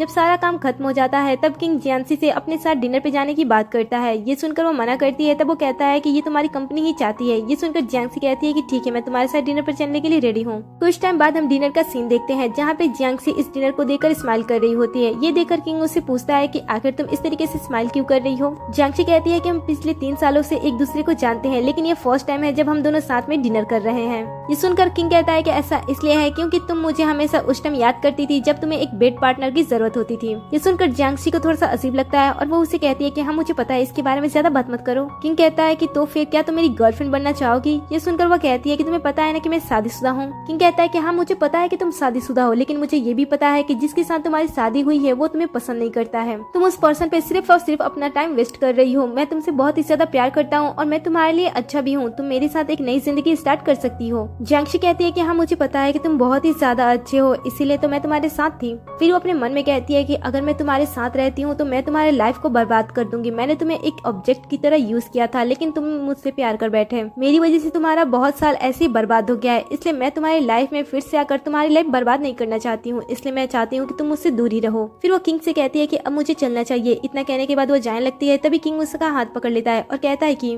मैं तुम्हें प्रॉमिस करता हूँ कि मैं तुम्हें कभी भी हर्ट नहीं करूंगा। मैं तुमसे बहुत ही ज्यादा प्यार करता हूँ और तुम मुझे जिस तरीके से चाहो उस तरीके से यूज कर सकती हो। जियांगशी कहती है कि ठीक है, मैं तुम्हारे साथ रहने के लिए रेडी हूँ, लेकिन हम एक फ्रेंड की तरह एक दूसरे के साथ रहेंगे, ना कि एक बेड पार्टनर की तरह। अगले सीन में हम जियांगशी को घर पे देखते हैं, जहाँ पे अपने चीजों को पैक कर रही होती है। तभी फेंग इसके पास आता है और इस पे भड़क जाता है और कहता है कि तुमने शाओयन के साथ ऐसा क्या किया जो वो डिप्रेशन में चली गई। बताओ, इसकी वजह से मेरे बच्चे को कुछ भी हो जाता तो मैं तुम्हें कभी माफ नहीं करता। ये सुनकर जियांगशी भी शांत नहीं रहती है। वो भी उसी बातें सुनाने लगती है और कहती है कि तुम उसके बारे में जानते क्या हो। मैंने इंटरव्यू के लिए इतनी सारी मेहनत की थी और वो पहले ही जाकर वहाँ पे नाम दे दिया। आखिर में उसकी इंसल्ट मेरी वजह से नहीं, उसकी किए गई गलती की वजह से हुई थी। इसीलिए मुझे तो तुम इन सारी चीजों के लिए बिल्कुल भी ब्लेम मत करो। इतना कहने के बाद वो बाहर आ जाती है और सभी को कहती है कि मैं इस घर को छोड़ के जा रही हूँ और मैं बहुत ही जल्द फेंग के साथ डिवोर्स ले लूंगी, क्योंकि उसका किसी और लड़की के साथ चक्कर चल रहा है और वो लड़की प्रेग्नेंट भी है। इसलिए मुझे इसकी लाइफ में अब और नहीं रहना है। ये सुनकर तो ग्रैंडपा और मॉम दोनों ही शॉक्ड हो जाते हैं और वो जियांगशी से प्यार करते थे, इसलिए वो उसे कहते हैं कि हमें पता है कि हमारे बच्चे ने तुम्हारे साथ बहुत ही ज्यादा गलत किया है, इसलिए हम तुम्हें यहाँ पे रुकने के लिए नहीं कहेंगे। वैसे अगर तुम जब भी चाहो तुम यहाँ पे आकर हमसे मिल सकती हो, क्योंकि ये तुम्हारा भी घर है। इतना सुनने के बाद जियांगशी वहाँ से चली जाती है। अगले सीन में हम जियांगशी को किंग के साथ देखते हैं। जब वो घर पे पहुंचती है तब किंग ने उसके लिए बहुत सारी चीजें बनाई होती है, जिसे देखकर वो बहुत ही ज्यादा खुश होती है और पूछती है कि क्या सारी चीजें तुमने बनाई है। किंग कहता है कि हाँ, ये सारी चीजें मैंने तुम्हारे लिए बनाई है। जब वो उसे टेस्ट करती है तब उसे काफी ज्यादा अच्छा लगता है। वो पूछती है कि तुमने खाना बनाना कब सीखा। वो कहता है कि मुझे बहुत ही पहले से खाना बनाना आता है, इसलिए तुम्हें खाना बनाने की चिंता करने की कोई जरूरत नहीं है। अगले सीन में हम जियांगशी जियांगशी को काम करते हुए देखते हैं। तभी किंग उसके पास आता है और पूछता है कि क्या तुम्हें सोना नहीं है जो तुम इतनी ज्यादा कॉफी पी रही हो। ये सुनकर वो कहती है कि नहीं, मुझे कुछ काम है, इसलिए मुझे अपने काम को खत्म करना है। किंग कहता है कि क्या तुम्हें मेरे साथ कुछ करना नहीं है, क्या तुम नहीं चाहती हो कि हम दोनों साथ में कुछ करें। जियांगशी कहती है कि मैं उसके बारे में भी नहीं सोच रही हूँ, मैं तो ये सोच रही हूँ कि इतना टाइम हो गया, मैंने तुम्हें पहचाना क्यों नहीं, वैसे तुमने मुझे अपना रियल नाम और रियल आइडेंटिटी क्यों नहीं बताई थी। ये सुनकर किंग उसके पास जाकर सो जाता है और कहता है कि ऐसा इसलिए है क्योंकि तुमने कभी भी इसके बारे में मुझसे पूछा ही नहीं, तो मैंने इसके बारे में तुम्हें नहीं बताया। जियांगशी कहती है कि सोचने वाली बात है कि मैं तुम्हारे साथ इतने टाइम तक रही लेकिन मुझे तुम्हारा रियल नाम ही नहीं पता था। किंग कहता है ऐसा इसलिए है क्योंकि मेरा फेस और मेरी बॉडी बहुत ही ज्यादा अट्रैक्टिव है ना। इतना कहने के बाद वो उसके क्लोज आने लगता है। तब वो उसे रोकती है और कहती है कि मैं यहाँ पे तो रहने के लिए आ गई हूँ, लेकिन यहाँ पे रहते हुए तुम्हें कुछ रूल्स को फॉलो करना होगा। इतना कहने के बाद वो उसे कई सारे रूल्स समझाने लगती है और बताती है कि उसे उसके क्लोज नहीं जाना है। किंग उसके सभी रूल्स को शांति से सुनता है और सारे रूल को तोड़ते हुए वो उसे किस करने लगता है। जियांगशी भी अपने आप को कंट्रोल नहीं कर पाती है और वो भी उसे किस करने लगती है। दोनों एक साथ नाइट स्पेंड कर लेते हैं। अगली मॉर्निंग जब जियांगशी अपने ऑफिस जाती है तब वो देखती है कि उसकी एक कॉलीग बड़े ही गुस्से में ऑफिस से बाहर जा रही है। ये देखकर जियांगशी अपने बाकी कॉलीग से उसके बारे में पूछती है। तब उसकी कॉलीग्स उसे बताती हैं कि उसके हस्बैंड का अफेयर कहीं पे चल रहा है, इस वजह से वो बहुत ही ज्यादा गुस्सा है। तभी यहाँ पे डायरेक्टर आ जाते हैं और जियांगशी की तारीफ करते हुए इसे कहते हैं कि तुम्हारे इंटरव्यू की वजह से हमारे चैनल का रिच बहुत ही ज्यादा हाई हो गया है, इसलिए अब हमारे व्यूवर्स को एक और नया चेहरा चाहिए और मैं चाहता हूँ कि तुम्हारे जगह पे शाओयन काम करे। डायरेक्टर की ये बात किसी को भी अच्छी नहीं लगती है, इसलिए डायरेक्टर दोनों के बीच में कंपटीशन स्टार्ट कर देता है और कहता है कि व्यूवर्स खुद से ही अपने एंकर को फाइनल कर सकते हैं। इसके बाद दोनों के बीच में कंपटीशन स्टार्ट हो जाता है, जहाँ पे दोनों ही बहुत ही अच्छी तरीके से अपना काम कर रही होती हैं। लोगों के सवालों के जवाब बड़े ही अच्छे से दे रहे होते हैं। तभी अचानक से कुछ लोग जियांगशी के बारे में अजीब अजीब सी बातें करना स्टार्ट कर देते हैं और उसे हेट करते हुए उसके बारे में लिखने लगते हैं कि हम एक मर्डरर की बेटी को इस पोजीशन पे देखना नहीं चाहते हैं। ये सारी बातें सुनकर जियांगशी को कुछ भी समझ में नहीं आ रहा होता है कि आखिर ये सारी चीजें चल क्या रही हैं और लोगों को इसके बारे में पता कैसे चला। तभी शाओयन जियांगशी के पास आती है और उसे झूठी दिलासा देने की कोशिश करने लगती है, जिस वजह से जियांगशी को बहुत ही ज्यादा गुस्सा आ रहा होता है और उसे कहीं न कहीं शाओयन पे शक होता है। वो जैसे इसके बारे में कुछ भी उससे बात करने के लिए आगे बढ़ती है, उससे पहले यहाँ पे डायरेक्टर आ जाता है और जियांगशी से कहता है कि तुम अपने सभी काम बहुत ही अच्छी तरीके से करती हो, जिस वजह से हमारा चैनल काफी ज्यादा ग्रोथ कर चुका है, लेकिन इसमें तुम्हारी सिचुएशन कुछ अलग है, इसलिए ये काम इसमें शाओयन को करने दो और तुम एक वीक की छुट्टी ले लो। ये सुनकर जियांगशी कुछ नहीं कह पाती है और वहाँ से चली आती है। घर पे आने के बाद वो काफी ज्यादा शांत होती है। किंग उसे इस तरीके से देखता है और कहता है कि मुझे पता है कि तुम क्यों परेशान हो, तुम्हें परेशान होने की कोई जरूरत नहीं है क्योंकि मैंने पहले ही सॉल्यूशन निकाल लिया है। मुझे पता है कि वो कौन है जिसने तुम्हारे साथ ये सारी चीजें की थी। इतना कहने के बाद वो उसे एक फुटेज दिखाता है। जब जियांगशी उस फुटेज को देखती है तो वो पहचान लेती है कि इसमें कौन है। वो उसके साथ काम करने वाली एक कॉलीग ही होती है जो कि जियांगशी को कभी भी पसंद नहीं करती थी। किंग कहता है कि क्या तुम्हें इसमें मेरी और भी हेल्प चाहिए। तब जियांगशी मना कर देती है और कहती है कि ये छोटी बात है, इसे मैं खुद ही हैंडल कर सकती हूँ। अब इसके बाद वो उसे मिलने के लिए एक रेस्टोरेंट में जाती है। जब उसकी कॉलीग उससे मिलने के लिए आती है तब जियांगशी उसे पूछती है कि तुमने मेरे साथ ऐसा क्यों किया। ये सुनकर उसकी कॉलीग उससे कहती है कि क्योंकि मैं तुम्हें बिल्कुल भी पसंद नहीं करती हूँ और तुम उस पोजीशन को डिजर्व भी नहीं करती हो जो तुम कंपनी में लेकर बैठी हो। ये सुनकर जियांगशी उसे कहती है कि मेरे पास तुम्हारे लिए कुछ है। इतना कहने के बाद वो उसकी फोटोज को दिखाने लगती है। पहले तो वो देखकर डर जाती है, फिर वो कहती है कि मुझे इससे कोई भी फर्क नहीं पड़ता है, आखिर तुम पुलिस को इसे दिखाकर क्या कहोगे, किसी को भी इस सबूत पे भरोसा नहीं होगा, इसलिए मुझे इसे कोई भी टेंशन नहीं है। जियांगशी कहती है कि मुझे पता है कि तुम इतनी ज्यादा तेज तो हो नहीं जो तुम मेरे बारे में इतनी सारी चीजें कर सकती हो। मुझे सिर्फ ये बता दो कि तुम्हारे साथ वो पर्सन कौन था जिसने मिलकर ये सारी चीजें की थी। मुझे तुमसे कोई भी मतलब नहीं है। अगर तुम सच बता देती हो तो मैं तुम्हें जाने दूंगी, वरना मैं तुम्हें बिल्कुल भी नहीं जाने दूंगी। ये सुनकर वो लेडी कहती है कि तुम्हें क्या लगता है कि मैं तुम्हारी छोटी मोटी धमकी से डर जाऊंगी। तुम्हें अपनी फिक्र करना चाहिए क्योंकि तुम्हें बहुत ही जल्द कंपनी से बाहर निकाला जा रहा है, इसलिए तुम मेरी फिक्र बिल्कुल भी मत करो क्योंकि मैं एक बहुत ही अच्छी एडिटर हूँ, साथ में बहुत ही ज्यादा खूबसूरत हूँ, तो मुझे कहीं पे भी जॉब मिल सकता है। तुम्हें सिर्फ अपनी फिक्र करनी चाहिए।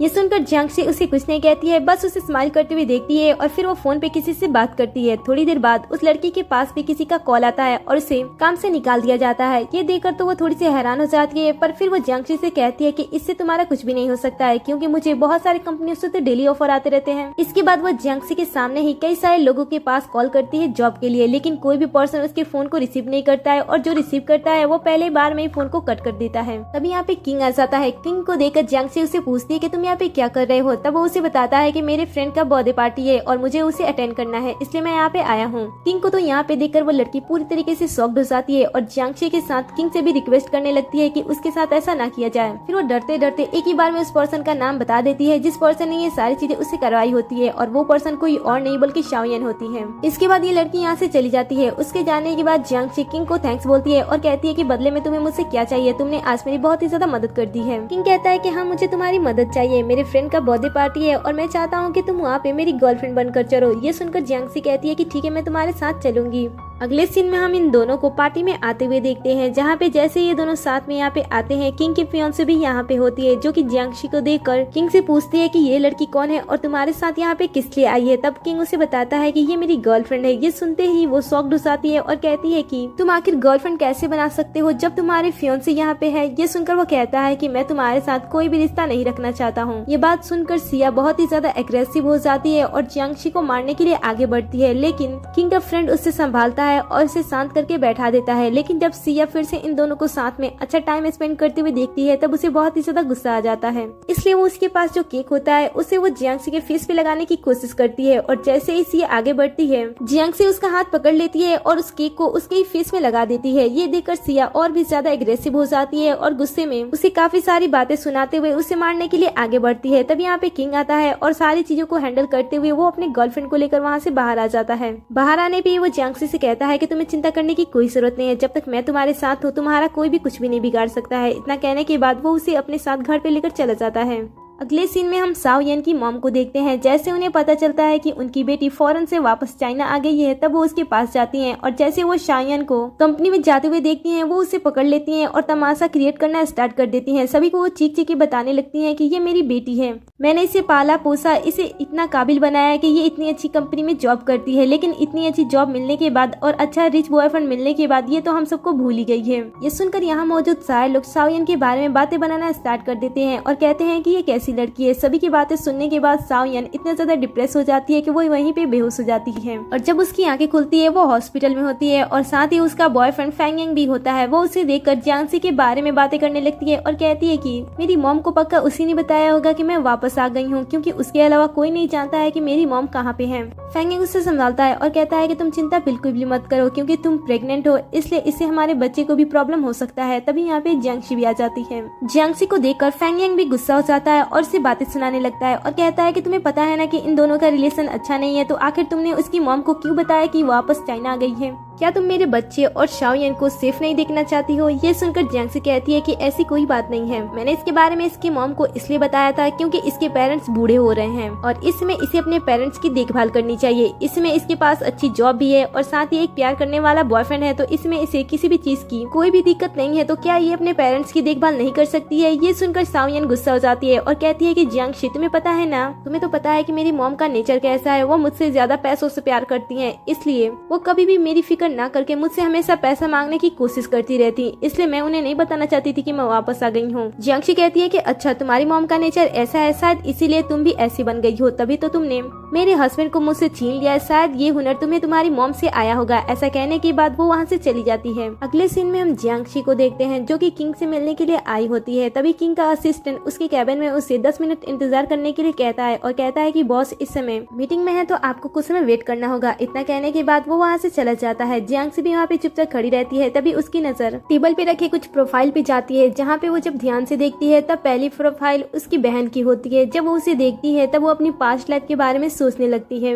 जहाँ पे हम देखते हैं कि जियांगशी अपने फैमिली के साथ बहुत ही ज्यादा खुश होती है। लेकिन तभी वहाँ पे एक लड़की आती है जिसका नाम साओ साओ होता है और वो जियांगशी के पेरेंट्स को बताने लगती है कि वो उनकी बायोलॉजिकल बेटी है, ना कि जियांगशी। साओ साओ आगे बताती है कि घर की मेड ने हम दोनों को 20 साल पहले ही एक दूसरे के साथ बदल दिया था और उसके बाद मैं घर की मेड के साथ रह रही थी, जहाँ पे मेरे साथ बहुत ही गलत तरीके से मेरे साथ ट्रीट किया जाता था। आप मेरे जख्मों को भी देख सकते हो, मुझे वहाँ पे कितना मारा जाता था। मैंने वहाँ से कई बार निकलने की कोशिश की, लेकिन मैं वहाँ से निकल नहीं पाई। ये सुनकर डैड उसे पूछते हैं कि क्या तुम्हारे पास कोई एविडेंस है जिससे तुम ये प्रूव कर सको कि तुम हमारी बायोलॉजिकल बेटी हो? ये सुनकर साओ साओ उन्हें रिपोर्ट दिखा देती है और कहती है कि आप इसे देख सकते हो, मुझे भी इसके बारे में पता नहीं था, लेकिन कुछ टाइम पहले मुझे पता चला कि जो सो कॉल्ड मेरे फादर थे वो बहुत ही ज्यादा गलत इंसान थे। वो लड़कियों की स्मगलिंग करते थे, इसलिए जब पुलिस को उनके बारे में पता चला तब पुलिस उन्हें अरेस्ट करने के लिए घर पे आई थी। जहाँ पे जब मैंने उनकी बातें सुनी तब मुझे पता चला कि मैं उनकी बायोलॉजिकल बेटी नहीं हूँ, बल्कि जियांगशी उनकी बायोलॉजिकल बेटी है। और इसके बाद जैसे मुझे वहाँ से भागने का मौका मिला, मैं भागकर यहाँ पे आ गई। ये बातें सुनकर तो जियांगशी की मॉम को बहुत ही ज्यादा बुरा लगता है। वो रिपोर्ट्स और साओ साओ की बातें सुनने के बाद वो साओ साओ को अपना लेती है, लेकिन साथ ही वो जियांगशी से नफरत करने लगती है, क्योंकि उन्हें ऐसा लगता है है कि उनकी बेटी के साथ ये सारी चीजें सिर्फ और सिर्फ जियांगशी की वजह से हुई है, इसलिए वो उससे नफरत करने लगती हैं। जियांगशी अपनी मॉम को समझाने की कोशिश करती है, लेकिन जियांगशी की मॉम उसकी एक भी बात नहीं सुनती है और फिर वो उसे घर से बाहर निकाल देती है।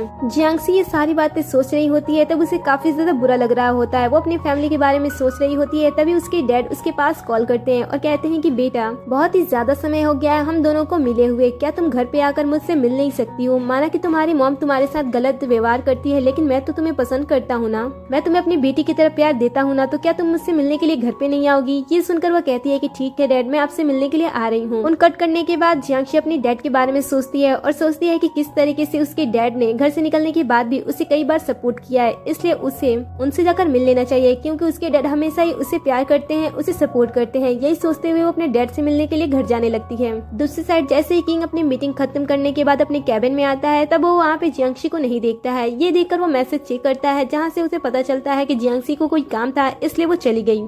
इसके बाद हम जियांगशी को देखते हैं, जैसे वो घर पे आती है उसका सामना उसकी बहन शाओ शाओ से होता है। वो तो शाओ शाओ के साथ अच्छे तरीके से व्यवहार करती है और उसे पूछती है कि तुम कैसी हो, लेकिन जो शाओ शाओ होती है वो जियांगशी को नीचा दिखाने की कोशिश करने लगती है और कहती है कि मैं तो ठीक हूँ, लेकिन तुम्हारा हाल कैसा है? मैंने सुना है कि तुम्हें टीवी स्टेशन से धक्के मार के बाहर निकाल दिया गया है, तो तुम इसमें कैसा महसूस कर रही हो? मैंने सुना है कि तुम अपने हस्बैंड से भी डिवोर्स ले रही हो, तो तुम कहाँ पे रहती हो? ये सारी बातें सुनकर तो जियांगशी को काफी ज्यादा बुरा लगता है, लेकिन वो उसे कुछ नहीं कहती है। इसके बाद वो जियांगशी को और भी ज्यादा नीचा दिखाने की कोशिश करने लगती है और बातों ही बातों में उससे पता नहीं चलता है, और वो ये भी बात बता देती है कि कुछ टाइम पहले जो इंटरनेट पे कुछ टाइम पहले इसके बारे में अफवाहें उड़ी हुई थी, उसके पीछे अकेले शाओयन नहीं थी, बल्कि ये भी उसमें उसका सपोर्ट कर रही थी, क्योंकि ये भी जियांगशी को पसंद नहीं करती थी, इसलिए वो उसे नीचा दिखाने की कोशिश करती है। ये सारी बातें सुनकर तो जियांगशी को भी काफी ज्यादा बुरा लगता है, इसलिए अब ये भी इसके बारे में बुरी बातें करना स्टार्ट कर देती है और कहती है कि तुम्हें कैसा लगता था जब तुम उस घर में रहती थी जहाँ पे तुम्हें डेली पीटा जाता था। ये सारी बातें सुनकर अब इसे गुस्सा आता है और जैसे वो उसे थप्पड़ मारने वाली होती है, जियांगशी अपने पेरेंट्स को आते हुए देख लेती है और फिर वो उन्हें ऐसा दिखाने की कोशिश करती है कि साओ साओ ने उसे थप्पड़ मारा। ये देखकर तो मॉम एंड डैड दोनों ही बहुत ही ज्यादा गुस्सा हो जाते हैं और साओ साओ को बातें सुनाने लगते हैं। इसके बाद वो जियांगशी से कहते हैं कि तुम बहुत दिनों बाद घर पे आई हो, इसलिए चलो हम साथ में डिनर करते हैं। अब इसके बाद ये चारों साथ में बैठकर खाना खा रहे होते हैं। तभी जियांगशी के पास कॉल आता है और उसे पता चलता है कि उसके हस्बैंड ने बार में बहुत ही ज्यादा ड्रिंक कर लिया है, इसलिए वो घर जाने की कंडीशन में नहीं है और इसलिए इसे इस समय वहाँ पे जाना होगा। ये सुनकर वो अपने डैड को इसके बारे में बताती है और फिर वो अपने हस्बैंड को लेने के लिए वहाँ से निकल जाती है। कुछ टाइम के बाद वो उस बार में पहुँच जाती है, जहाँ पे वो देखती है कि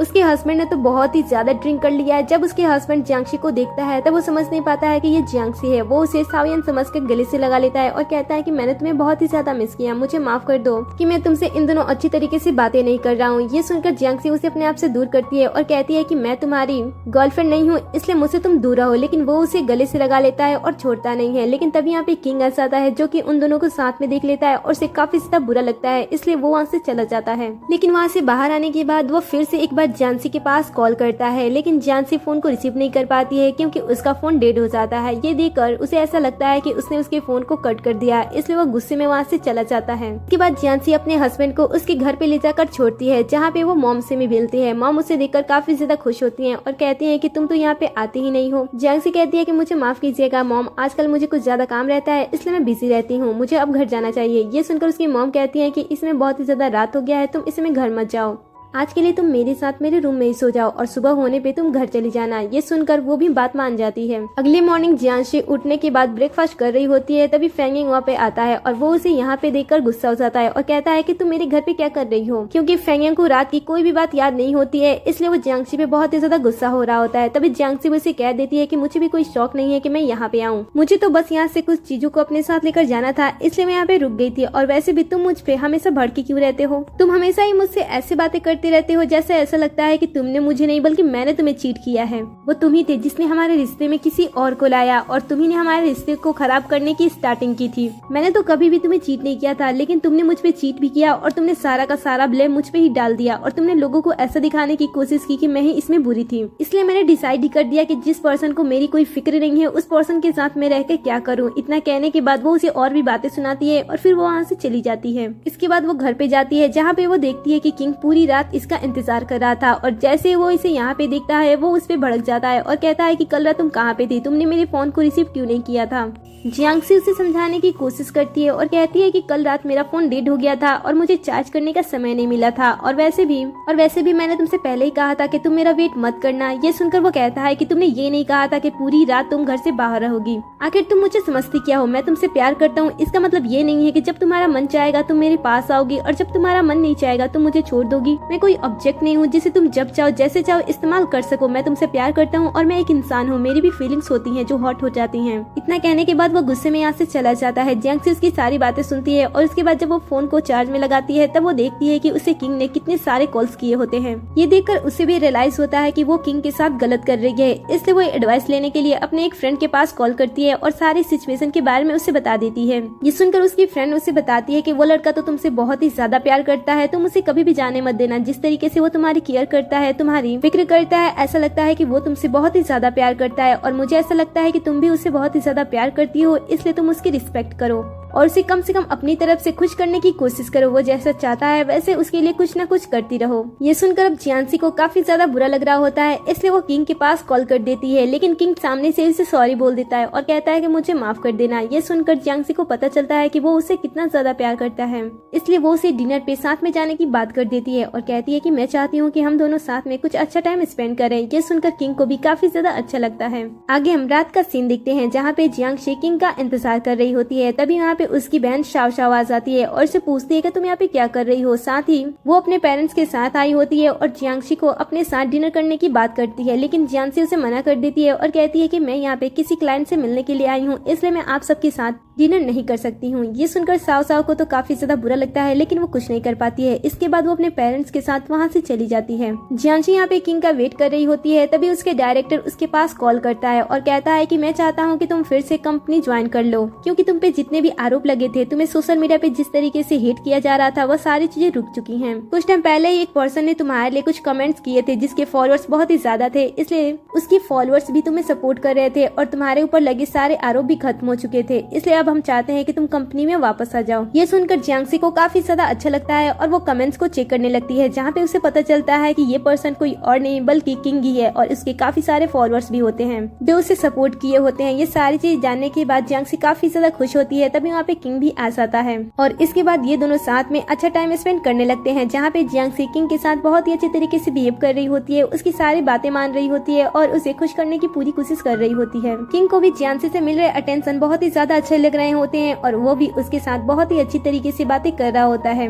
तभी शाव इन दोनों को साथ में टाइम स्पेंड करते हुए देख लेती है और इनकी पिक्चर क्लिक करने के बाद फेंग यांग के पास भेज देती है। जब फेंग यांग जियांगसी को किसी और लड़की के साथ देखता है तब उसे काफी ज्यादा जेलसी और बहुत ही ज्यादा गुस्सा आता है, इसलिए वो जियांगसी के पास तुरंत कॉल कर देता है और कहता है कि तुम किस लड़के के साथ हो, आखिर तुम इस समय घूम क्यों रही हो। जियांगसी कहती है कि अब तुम्हारे पास कोई भी हक नहीं है जिसके थ्रू तुम मुझ पे हक जमा सकते हो और वैसे भी मैं अपने बॉयफ्रेंड के साथ यहाँ पे आई हूँ, तो तुम्हें इसमें बोलने की कोई जरूरत नहीं है। किंग जियांगसी के मुंह से बॉयफ्रेंड सब सुनकर बहुत ही ज्यादा खुश होता है और उसकी सारी बातों को बहुत ही अच्छी तरीके से एंजॉय कर रहा होता है। इधर जियांगसी अपने हस्बैंड को काफी सारी बातें सुनाई जा रही होती है और कहती है कि पहले तुम हमारे रिश्ते में किसी लड़की को लाए थे, तुम उसके साथ घूमते हो, उसके साथ मौज करते हो, उसे हर जगह पर ले जाकर बताते रहते हो कि वो तुम्हारी वाइफ है, इसमें तुम्हारी रेपुटेशन घटती नहीं है और जैसे तुम्हें पता चला कि तुम्हारी वाइफ का कोई बॉयफ्रेंड बन गया है तो इससे तुम्हारी रेपुटेशन खराब हो रही है, आइंदा से इस मसले में तुम मेरे पास कॉल मत करना। इतना कहने के बाद वो फोन को कट कर देती है और किंग की तरफ देखने लगती है। किंग उसे देखकर स्माइल कर रहा होता है और कहता है कि बॉयफ्रेंड सब मेरे ऊपर सूट करता है।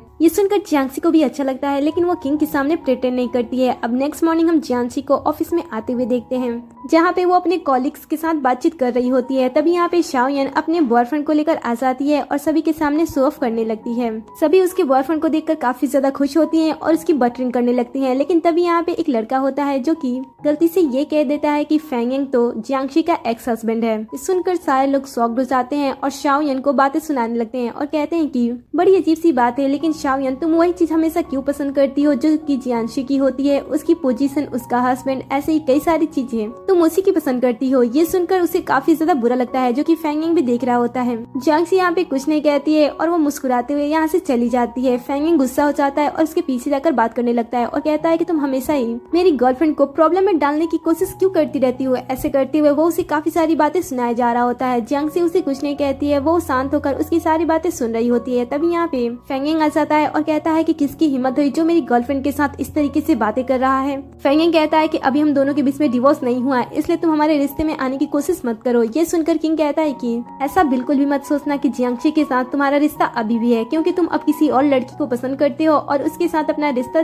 निभा रहे हो, और जो जियांगशी है वो तुम्हारी वाइफ नहीं बल्कि सिर्फ और सिर्फ ये मेरी गर्लफ्रेंड है। और अगली बार अगर तुमने इसे किसी भी तरीके से परेशान करने की कोशिश की तो तुम देख लेना कि मैं तुम्हारे साथ क्या करता हूँ। इतना कहने के बाद वो जियांगशी का हाथ पकड़ता है और उसे अपने साथ लेकर चला जाता है। अभी यहाँ पे शाओयन आती है और फेंगिंग से बातें करने लगती है और कहती है कि देखा ना, वहाँ हमेशा किस तरीके से मुझे परेशान करती है, आखिर तुम उसे कुछ कहते क्यों नहीं हो, क्या तुम उसे पसंद करते हो। ये सुनकर फेंगिंग उसे कुछ नहीं कहता है और चुपचाप वहाँ से चला जाता है।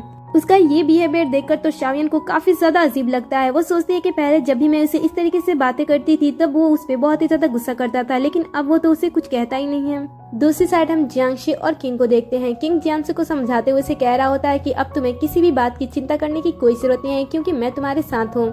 इतना कहते हुए वो उसके हाथ पे जब अपना हाथ रखता है तब जियांगशी उसके हाथ में एक रिंग को देखती है और उसके बारे में से बात करती है और कहती है कि क्या इसे किसी लड़की ने तुम्हें दिया है। किंग कहता है कि क्या तुम्हें जेलसी हो रही है, वैसे ये मुझे रिंग पसंद है इसलिए मैं इसे हमेशा पहनता हूँ। इसके बाद ये दोनों घर चले जाते हैं। अगली सुबह जब जियांगशी की आंखें खुलती है तब वहाँ पे किंग नहीं होता है। उसने वहाँ पे एक लेटर छोड़ा होता है जिसमें उसने लिखा होता है कि काम की वजह से मैं बाहर जा रहा हूँ, इसलिए मैं तुमसे बाद में मिलूंगा। लेटर को पढ़ने के बाद वो ऑफिस आ जाती है, जहाँ पे आने के बाद वो काफी ज्यादा थकी होती है, इसलिए वो अपने कैबिन में ही सो जाती है। तभी यहाँ पे उसका हस्बैंड आता है जो उसे बड़े ही प्यार से देख रहा होता है। फिर वो उसके बालों को सहलाने की कोशिश करता है लेकिन बीच में ही रुक जाता है। फिर वो उसे किस करने के लिए आगे बढ़ता है। तभी यहाँ पे शाओयन आ जाती है और उसे पूछती है कि तुम यहाँ पे क्या कर रहे हो। वो बहाना बनाते हुए वहाँ से चला जाता है। तब वो जियांगशी पे गुस्सा करने लगती है और कहती है कि क्या वो तुम्हें किस करने के लिए आया था, आखिर तुमने ऐसा क्या किया है जो वो तुम्हारे आगे पीछे ऐसे घूम रहा है। ये सुनकर जियांगशी कहती है कि मुझे कैसे पता होगा कि वो मेरे आगे पीछे घूम रहा है और मुझे किस करने की कोशिश कर रहा है, तुमने देखा ना कि मैं यहाँ पे तो सो रही थी। शाओयन कहती है कि नहीं, तुम ऐसा जरूर कुछ ना कुछ तो कर रही हो जिस वजह से फेंगिंग तुम्हारे पास वापस आ रहा है। जियांगशी कहती है कि मैं तो उसके साथ कुछ नहीं कर रही हूँ, लेकिन वो मेरे पीछे आ रहा है, इसका मतलब है कि तुमसे उसे प्यार नहीं मिल रहा है,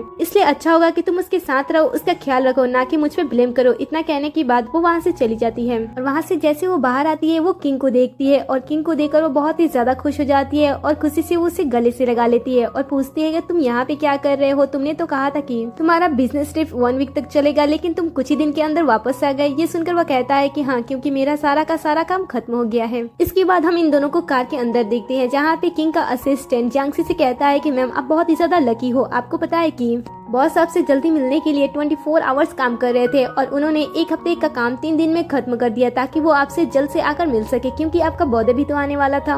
आपको पता है कि बॉस आपसे कितना ज्यादा प्यार करते हैं। ये सुनकर जियांगशी को काफी ज्यादा अच्छा लगता है और वो उसे कहती है कि क्या ये सच है कि तुमने इतना ज्यादा काम किया, वो भी मुझसे मिलने के लिए। किंग कहता है कि हाँ ये सच है, क्योंकि मैं तुमसे बहुत ही ज्यादा प्यार करता हूँ और मैं तुमसे मिलना चाहता था। इतना कहने के बाद वो उसके बर्थडे प्रेजेंट के तौर पे एक नेकलेस निकालता है और कहता है कि इसे मैंने तुम्हारे लिए लाया है। ये देखकर तो वो शॉक्ड हो जाती है, कहती है कि ये बहुत ही ज्यादा एक्सपेंसिव है, तुमने इसे मेरे लिए क्यों खरीदा। असिस्टेंट फिर से कहता है कि मैम क्या आपको वो नेकलेस पसंद नहीं आया। आपको पता है कि उस नेकलेस के लिए बॉस ने हम लोगों को इतना ज्यादा परेशान किया था, हमें काफी सारे शॉप्स में जाना पड़ा था इस डिजाइन के नेकलेस को खरीदने के लिए। बहुत ही ज्यादा ढूंढने के बाद फाइनली हमें शॉप में जाकर ये नेकलेस मिला और ये बहुत ही ज्यादा एक्सपेंसिव भी था, इसलिए आप प्लीज इसे रख लो, नहीं तो हमें फिर से मेहनत करनी पड़ेगी आपके लिए। ये सुनकर जियांगशी खुश हो जाती है और इसके बाद किंग उसे नेकलेस पहना देता है और कहता है कि बर्थडे में तुमने पहले से मुझे काफी सारी चीजें दी हैं, इसलिए अब आगे मेरे बर्थडे में कुछ भी मत करना। ये सुनकर वो कहता है कि नहीं, मैं तुम्हारे लिए तो और भी सारी चीजें करना चाहता हूँ। अगले सीन में हम किंग को काम करते हुए देखते हैं। तभी उसकी कैबिन में साव साव आ जाती है, उसका असिस्टेंट से बाहर निकालता है। तब साव साव कहती है कि मैं जियांगशी की बहन हूँ और मैं चाहती हूँ कि आप मेरे बर्थडे पार्टी को अटेंड करो। इतना कहने के बाद वो उसे इन्विटेशन देकर वहाँ से चली जाती है।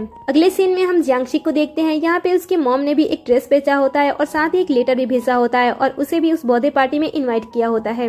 ये देखकर इसे भी अच्छा लगता है, इसलिए ये भी उस पार्टी में चली जाती है। लेकिन वहाँ पे जाने के बाद साव साव उसके साथ बिल्कुल भी अच्छा बिहेव नहीं करती है और अपने दोस्तों से कहने लगती है कि देखो एक काम वाली की बेटी एक्चुअली में दिखती कैसी है। ऐसे ही बातें करके वो जियांगशी को परेशान करने लगती है। जियांगशी भी काफी देर तक उसकी बकवास सुनती है, लेकिन जब उसे बहुत ही ज्यादा बुरा लगने लगता है तब वो उसके पास जाती है और बड़े ही चालाकी से उसके कपड़े के ऊपर वाइन गिरा देती है। ये देखकर तो शाओ शाओ को बहुत ही ज्यादा गुस्सा आता है, लेकिन इससे पहले वो जियांगशी से कुछ भी कहे उससे पहले वो शाओयन को आते हुए देख लेती है। वो उसे अपने पास बुलाती है और सभी से उसका इंट्रोडक्शन कराती है और कहती है कि ये मेरी फ्रेंड है जो कि अब्रॉड पार्ट में पढ़कर यहाँ पे आई है और आज मैं अपने बर्थडे पार्टी के ओकेजन पे एक बहुत ही बड़ा अनाउंसमेंट करने जा रही हूँ। इतना कहते हुए सभी से कहने लगती है कि हमने शाओयन को अपनी फैमिली में अडॉप्ट किया है, इसलिए आज से ये भी मेरी बहन है जिस तरीके से जियांशी है। ये सुनकर जियांशी को बिल्कुल भी अच्छा नहीं लगता है। तभी उसके पेरेंट्स भी वहाँ पे आ जाते हैं। उसके डैड अपनी बेटी से कहते हैं कि ये तुम क्या कर रही हो, लेकिन जो मॉम होती है वो शाओ शाओ को फुल सपोर्ट कर रही होती है और कहती है कि शाओयन को तो मैं बचपन से पसंद करती हूँ। मुझे हमेशा ऐसा लगता था कि इसका हमारे फैमिली से कुछ तो कनेक्शन है, ऐसा लगता है कि ये हमारे फैमिली में ही आने के लिए पैदा हुई है। इतना कहने के बाद वो उसे एक्सेप्ट कर लेती है। ये सारी बातें सुनने के बाद ना ही डैड को अच्छा लगता है और ना ही जियांशी को, इसलिए जियांशी वहाँ से चली जाती है। ये देखकर शाओयन उसके पीछे जाती है और कहती है कि जियांशी, क्या तुम्हें इस बात से खुशी नहीं हो रही है कि अब मैं भी तुम्हारी फैमिली की एक हिस्सा हूँ? ये सुनकर जियांशी कहती है कि तुम अपना ये इनोसेंट सा फेस दिखाना मुझे बंद करो, मुझे पता है कि तुम एक्चुअली में कैसी हो। शाओयन कहती है कि तुम ऐसी बातें क्यों कर रही हो, तुम्हें पता है ना कि मैं तुम्हें कितना ज्यादा पसंद करती हूँ। तुम्हें पता ही है ना कि मैंने बचपन से एक भी अच्छे दिन नहीं देखे थे। जब मैं हाई स्कूल में तुमसे मिली थी तब तुमने मेरी जान बचाई थी। मैंने तुम्हें देखा कि तुम अपनी फैमिली में इतनी ज्यादा खुश हो, तुम्हारी फैमिली रिच है और तुम्हें सबसे ज्यादा प्यार करने वाला एक फादर भी मिला है और साथ ही एक लड़का है जो तुमसे बहुत ही ज्यादा प्यार करता है। मैं तुम्हारी खुशियों को देखकर समझ नहीं पा रही थी कि आखिर कोई इंसान इतना ज्यादा खुश कैसे रह सकता है, और मैं जब अपने आप को देखती थी मैं समझ नहीं पाती थी कि आखिर मैं क्यों अकेली हूँ। इसलिए मैंने डिसाइड किया था कि जो कुछ भी तुम्हारे पास है मैं उन सभी चीजों को तुमसे छीन लूंगी। ये सुनकर जियांशी कहती है कि तुमने ऐसा सोचा भी कैसे, और वैसे भी मैंने तुम्हारे साथ ऐसा क्या गलत किया था कि जो तुम मेरी सारी चीजों को मुझसे छीनना चाहती थी? तुम सोच के देखना, मैंने तुम्हारे साथ कभी भी कुछ भी गलत नहीं किया था, लेकिन फिर भी तुम मेरे साथ इतना सब कुछ करते आ रही हो। इतना कहने के बाद वो गुस्से में जाने लगती है, लेकिन शाओयन उसका हाथ पकड़ लेती है और कहती है कि क्या तुम्हें अच्छा नहीं लग रहा है कि तुम्हारी सारी चीजें मेरे पास आ गई हैं? इतना कहने के बाद वो जानबूझकर नीचे गिर जाती है और सभी को दिखाने की ऐसी कोशिश करती है कि जियांशी ने उसे धक्का मार दिया था। तभी यहाँ पे जियांशी का हस्बैंड भी आ जाता है और जियांशी पे गुस्सा होने लगता है और कहता है कि तुम्हें पता है ना कि ये प्रेग्नेंट है, क्या तुम नहीं चाहती हो कि मेरा बच्चा सेफ रहे? तुम कभी भी कुछ भी शाओयन के साथ कर देती हो। तुम्हें पता है कि वो प्रेग्नेंट है लेकिन फिर भी तुम कुछ भी नहीं समझती हो। इतना कहने के बाद वो उसे कहता है कि चलो मैं तुम्हें हॉस्पिटल लेकर चलता हूँ, लेकिन वो कहती है कि नहीं, रहने दो, मैं ठीक हूँ। मुझे तो समझ में नहीं आता है कि हमेशा जियांशी मेरे साथ ऐसा क्यों करती है। क्या उसे अच्छा नहीं लगता है कि मैं प्रेग्नेंट हूँ? ये सुनकर सारे लोग जियांशी के बारे में बातें करना स्टार्ट कर देते हैं और कहते हैं कि ये कैसी लड़की है जो एक बच्चे से जलती है जो कि अभी इस दुनिया में आया ही नहीं है। ऐसा कहने के बाद सभी लोग उस पे आरोप लगाते हुए उसके बारे में काफी गलत बातें कहने लगते हैं। तभी यहाँ पे उसके पेरेंट्स भी आ जाते हैं। जैसे ही उसके पेरेंट्स आते हैं, सासू अपने डैड को कहने लगती है कि डैड देखिए ना, वो प्रेग्नेंट है, लेकिन फिर भी जियांशी ने उसे धक्का मार दिया। ये सुनकर तो डैड को भी काफी ज्यादा गुस्सा आ जाता है और वो जियांशी से माफी मांगने के लिए कहने लगते हैं। ये सुनकर जियांशी कहती है कि आखिर मैं उससे किस बात के लिए सॉरी कहूँ, जब मैंने कोई गलती ही नहीं की है तो आखिर मैं उससे माफी क्यों मांगू। ये सुनकर तो सारे लोग इसके बारे में बातें करने लगते हैं, जो कि सुनकर डैड को भी काफी बुरा लगता है। इसलिए वो जियांशी से माफी मांगने के लिए कहते हैं और कहते हैं कि अगर तुम मुझसे माफी नहीं मांगती हो तो मैं भूल जाऊंगा कि मेरी कोई बेटी थी और जिसका नाम जियांशी था। ये सुनकर जियांशी को पास्ट की कुछ बातें याद आती है, जहाँ पे हम देखते हैं कि मॉम एंड डैड दोनों मिलकर जियांशी के बारे में बात कर रहे होते हैं। तभी जियांशी भी आ जाती है। मॉम अपने हस्बैंड से झगड़ रही होती है और कहती है कि आखिर तुम उस लड़की को घर में क्यों रखना चाहते हो। तभी डैड उसे समझाते हैं और कहते हैं कि तुम पागल हो, तुम्हें पता है ना कि वो कितनी ज्यादा सक्सेसफुल है, अपने काम को लेकर कितनी ज्यादा अच्छी रहती है, और साथ ही जो उसका बॉयफ्रेंड है वो भी काफी ज्यादा रिच है। इससे हमें काफी ज्यादा बेनिफिट हो सकता है, इसलिए उसे हमें अपने घर पे ही रखना चाहिए। ये सुनकर तो जियांशी का दिल ही टूट जाता है, क्योंकि वो अपने डैड से बहुत ही ज्यादा प्यार करती थी और अपने डैड के मुंह से ये सारी बातें सुनकर उसे बहुत ही ज्यादा बुरा लगता है। वो इन सारी बातों को सोचते हुए अपने डैड से कहती है कि डैड ये आखिरी टाइम है जब मैं आपको डैड बुला रही हूँ। ये सुनकर डैड कहते हैं कि तुम क्या कर रही हो, क्या तुम इस घर को छोड़ के जाना चाहती हो? देखो तुम ये गलत डिसीजन ले रही हो और अगर तुम घर से निकल जाती हो तो रोते हुए दोबारा मेरे घर में मत आना। ये सुनकर जियांशी अपने पेरेंट्स को लास्ट टाइम बाय कहते हुए वहाँ से जाती है। तभी यहाँ पे किंग की एंट्री हो जाती है। किंग को देखते ही शाओ शाओ उसे बात करने लगती है और सभी के सामने ऐसा प्रेटेंड करने की कोशिश करने लगती है कि वो इतने बड़े बिजनेसमैन को बहुत ही अच्छी तरीके से जानती है। जब लोग उन दोनों को बात करते हुए देखते हैं तब उन्हें ऐसा लगता है कि शायद ये इसकी गर्लफ्रेंड होगी, इसीलिए तो वो इसकी पार्टी में आया है। डैड भी किंग के साथ बहुत ही अच्छी तरीके से बात कर रहे होते हैं और कहते हैं कि क्या तुम हमारी छोटी बेटी की वजह से यहाँ पे आए हो? वो मना करता है और कहता है कि नहीं, मैं यहाँ पे अपनी गर्लफ्रेंड की वजह से आया हूँ। फिर वो जियांशी से कहता है कि मैं यहाँ पे आ गया हूँ, इसलिए अब तुम्हें किसी भी चीज से डरने की कोई जरूरत नहीं है। इतना कहने के बाद वो सभी से कहता है कि जिसने भी मेरी गर्लफ्रेंड को रुलाने की या फिर उसके साथ बुली करने की कोशिश की है उसे तो मैं ऐसे जाने नहीं दूंगा। इतना कहने के बाद वो शाओयन से फुल कॉन्फिडेंट के साथ पूछता है कि क्या तुम्हें जियांशी ने धक्का दिया था? ये सुनकर शाओयन थोड़ी सी डरने लगती है और कहती है कि मुझे पता है कि जियांशी ने मुझे जानबूझ के धक्का नहीं मारा होगा, उसने गलती से ये कर दिया होगा। किंग उससे फिर से पूछता है कि क्या जियांशी ने तुम्हें धक्का दिया था? ये सुनकर वो कुछ नहीं कहती है। किंग फिर से उसे पूछता है कि क्या इसने धक्का दिया था, मुझे साफ साफ बताओ। जियांशी कुछ नहीं बोलती है। फिर से किंग कहता है कि अगर उसने तुम्हें धक्का दिया था तो किसी ने तो देखा होगा ना। यहाँ पे झूठ बोलती हुई शाओ शाओ सामने आ जाती है और शाओ यन को सपोर्ट करने लगती है और कहती है कि मैंने देखा था जब उसने इसे धक्का दिया था। किंग कहता है कि अगर ऐसी बात है तो मैंने भी कुछ देखा था। इतना कहने के बाद वो वहाँ के सीसीटीवी कैमरा के फुटेज सभी को दिखाने लगता है, जहाँ पे सभी लोग शाओ यन की बातें सुनने लगते हैं कि वो किस तरीके से जियांशी के साथ बदतमीजी कर रही थी और अपनी ही गलती की वजह से वो नीचे गिर गई थी।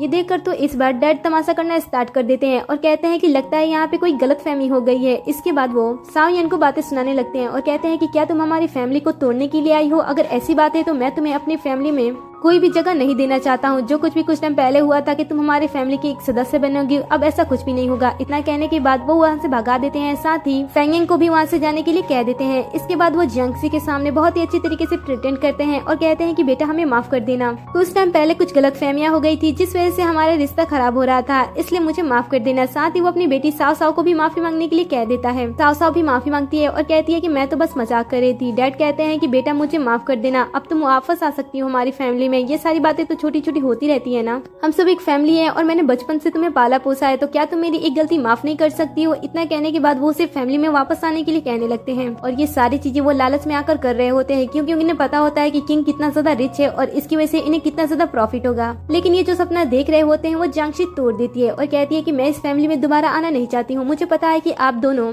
मुझे हमेशा से किस तरीके से यूज करते आ रहे हैं और मुझे तो पता भी नहीं था कि आप मेरा यूज कर रहे हो, इसलिए मैं इस फैमिली में दोबारा नहीं आऊंगी। इतना कहने के बाद कहती है कि अब मेरा इस फैमिली के साथ कोई भी रिलेशन नहीं है। इसके बाद वो किंग के साथ वहाँ से चली जाती है। दूसरी साइड हम फेंगेंग और शाओ यन को देखते हैं। यहाँ पे फेंगेंग इसे बहुत ही ज्यादा गुस्सा होता है और इसे छोड़ के जा रहा होता है, तभी वो उसके पीछे आती है और उसे रोकती है, उसे सॉरी बोलती है और कहती है कि मुझे माफ कर देना, मुझे पता है कि मैंने इस बार बहुत ही बड़ी गलती कर दी है, लेकिन क्या तुम मेरी ये पहली गलती समझकर मुझे माफ नहीं कर सकते हो? फेंगेंग कहता है कि मुझे पता है कि ये तुम्हारी पहली गलती नहीं है, इसलिए मैं तुम्हें माफ नहीं करने वाला हूँ। पता नहीं तुम कब से मेरे साथ इस तरीके का खेल खेलते आ रही होगी। शाओ यन कहती है कि प्लीज तुम मुझे माफ कर दो, मेरे पेट में तुम्हारा बच्चा पल रहा है, क्या तुम उसके बारे में नहीं सोच सकते हो? तुम्हें पता है कि मैं जियांशी की वजह से कितनी ज्यादा फ्रस्ट्रेट हो चुकी थी कि मुझे ये कदम उठाना पड़ा। इतना कहने के बाद वो उसे सॉरी बोलते हुए उसे मनाने लगती है और साथ ही वो उसे डिवोर्स पेपर दिखाते हुए कहती है कि तुम उस लड़की की इतनी साइड लेते रहते हो, देखो उसने डिवोर्स पेपर साइन करके तुम्हारे पास भेज दिया है। ये देखकर तो फेंगेंग शॉक्ड हो जाता है और सोचता है कि जब हम दोनों ने कॉन्ट्रैक्ट मैरिज किया था तब वो आखिर मुझे डिवोर्स कैसे दे सकती है। फिर उसे धीरे धीरे सारी बातें रियलाइज हो जाती है कि इन सारी चीजों के पीछे शाओ यन थी, इसलिए वो गुस्सा हो जाता है और कहता है कि आखिर तुम अपनी आदतों से बाज नहीं आओगी। तुम्हें पता है कि हम दोनों ने कॉन्ट्रैक्ट मैरिज किया था, इसलिए हम दोनों एक दूसरे को डिवोर्स नहीं देना चाहते थे, लेकिन तुम्हें इसके बारे में नहीं पता था और तुमने इतनी बड़ी गलती कर दी। इतना कहने के बाद वो उसे गुस्सा हो जाता है और वो उसे वहीं पे छोड़कर अकेला वहाँ से चला जाता है। दूसरी साइड हम जियांशी और किंग को देखते हैं। जैसे ही जियांशी घर पे आने के बाद इतना सरप्राइज देखती है तब वो शॉक्ड हो जाती है और बहुत ही ज्यादा खुश हो जाती है और कहती है कि तुमने इतनी सारी चीजें मेरे लिए कब की? किंग कहता है कि मैं तो तुम्हारे लिए हमेशा ऐसी सारी चीजें करना चाहता हूँ, मुझे इसकी परमिशन तुमसे चाहिए, क्या तुम मुझसे शादी करना चाहोगी? मैं चाहता हूँ कि तुम मेरी गर्लफ्रेंड ना बल्कि मेरी वाइफ बनकर रहो। ये सुनकर वो कहती है कि मैं तुम्हारी वाइफ बन सकती हूँ, लेकिन एक रीजन है जिसकी वजह से मैं तुम्हारी वाइफ नहीं बनना चाहती हूँ। किंग उसकी वजह पूछता है, तब वो कहती है कि तुम्हारे डेस्क पे वो फोटो किसकी है और ये जो रिंग तुम हमेशा प्रॉमिस के तौर पे पहनते रहते हो आखिर ये किसकी है? किंग ये सुनकर स्माइल करने लगता है और कहता है कि क्या तुम जेलसी फील कर रही हो, क्या तुम्हें जलन हो रही है? तब वो कहती है कि नहीं, मुझे कोई जेलसी नहीं हो रही है। वो उसे अपनी तरफ करता है और कहता है कि पागल लड़की, तुम्हें पता नहीं है कि वो तस्वीर तुम्हारी ही है और ये रिंग भी तुम्हारा ही दिया हुआ है। पागल लड़की, तुम्हें हम दोनों के बारे में कुछ भी याद नहीं है। तभी हमें फ्लैशबैक दिखाया जाता है जहाँ पे हम इन दोनों को छोटे में देखते हैं। किंग पानी में डूब रहा होता है, तभी जियांशी आकर उसे बचा लेती है और फिर वो उसे होश में लाती है। जैसे ही इसकी आंखें खुलती है ये दोनों एक दूसरे को देखते हैं। जियांशी के डैड उसे आवाज दे देते हैं, इसलिए वो भागते हुए चली जाती है, लेकिन तभी किंग को उसके बैग से एक रिंग मिल जाती है और वो उस रिंग को तब से संभाल कर रखा हुआ होता है। जब ये सारी चीजें जियांशी को पता चलता है तब वो बहुत ही ज्यादा खुश हो जाती है और कहती है कि अच्छा तुम वही छोटे वाले लड़के हो, इतने ज्यादा बड़े हो गए हो। एक सेकंड, तो तुम पहले से मुझे जानते थे कि मैं कौन हूँ और इसलिए तुमने उस टाइम मुझे अपने आप से दूर भी नहीं जाने दिया। जब मैं तुम्हें अपने पास बुला रही थी तुमने मेरा फायदा उठाया, तुम्हें पता था कि मैं कौन हूँ और तुम मुझे तब से पसंद करते थे, इसलिए तुम मेरे साथ किसी भी सिचुएशन में रहने के लिए हाँ कर देते थे। वो कहता है कि हाँ, मैं तुमसे बहुत ही ज्यादा प्यार करता था, इसलिए क्या तुम मुझसे शादी करोगी? जियांशी कहती है कि हाँ, क्यों नहीं। इसके बाद दोनों एक दूसरे को खुशी से गले से लगा लेते हैं। ड्रामे के लास्ट में हम ये देखते हैं कि इन दोनों की शादी हो जाती है और जब जियांशी शादी के लिए फोटोशूट कराती है तब किंग बहुत ही ज्यादा साय हो जाता है और कबर्ड में जाकर छुप जाता है, क्योंकि इन दोनों का यूनिफॉर्म बहुत ही ज्यादा अलग होता है, इसलिए वो साथ में फोटोशूट नहीं कराना चाहता था। लेकिन जियांशी उसे किसी भी तरीके से मना लेती है और इसके बाद ये दोनों साथ में कई सारे फोटोशूट कराते हैं जो कि काफी अच्छे होते हैं और इसी सीन पे इस ड्रामे का दी एंड हो जाता है। वेल, आपको ये ड्रामा कैसा लगा मुझे कमेंट में जरूर बताना। अगर ड्रामा पसंद आया तो वीडियो को लाइक कर दे, साथ ही चैनल को सब्सक्राइब कर दे, जिससे कि आप हमारे हर एक वीडियो से अपडेट रहो।